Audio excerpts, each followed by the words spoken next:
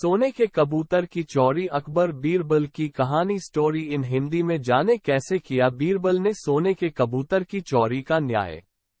यह एक रोचक कथा है जिसे पढ़कर आपको जरूर आनंद आएगा। ठंड का मौसम था, बाग हरियाली से दमक रहा था। तभी बादशाह अकबर ने सभापतियों को बाग में दरबार लगाने का हुक्म दिया।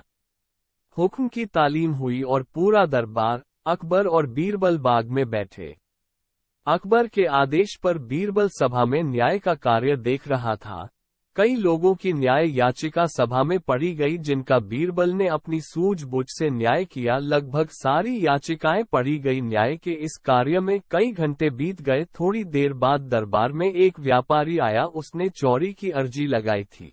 उसने कहा, एक बार वो दिल्ली गया था। वहां उसने सोने का कबूतर देखा। उसके पंख सोने के थे। उसने वो कबूतर पूरे 10 सोने के सिक्के देकर खरीदा था। दिल्ली से आने के बाद उसने उस कबूतर को अपने घर में पिंजरे में रखा था और रोज सुबह और शाम उसे दाना डालता था। रात्रि को उसने दाना डाला था, लेकिन अगले दिन उसने बाहर जाना था, इसलिए ये कार्य घर के नौकरों को सौंप दिया। जब वह वापस आया तो कबूतर पिंजरे में नहीं था। अब उसे नौकरों पर शक है कि उन्होंने मेरे कबूतर को मार दिया, पर उसके पास कोई सबूत नहीं है। व्यापारी के शक के आधार पर घर के नौकरों को दरबार में लाया गया। उसने कई सवाल पूछे पर किसी ने कोई उत्तर नहीं दिया। समझना मुश्किल था कि कबूतर को किसने गायब किया। तभी बीरबल उठा और नौकरों के चारों तरफ चक्कर लगाते हुए उसने जोर जोर से हंसना शुरू कर दिया।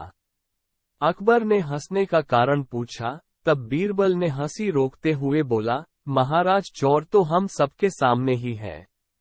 उसने जब कबूतर को पकड़ा तो कबूतर के पंख उसकी पीठ पर कमीज के ऊपर चिपक गए, जिसे वो हटाना भूल गया और दरबार में आ गया।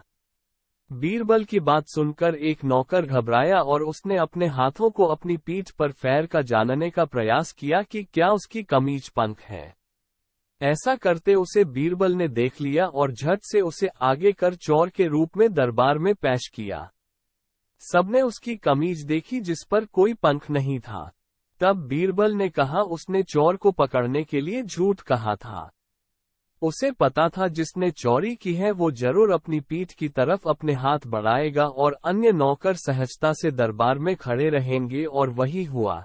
इस तरह बीरबल ने सोने के कबूतर की चोरी का न्याय किया, जिसे देखकर फिर से अकबर ने बीरबल की तारीफ की और सभी दरबारियों का चेहरा उतर गया।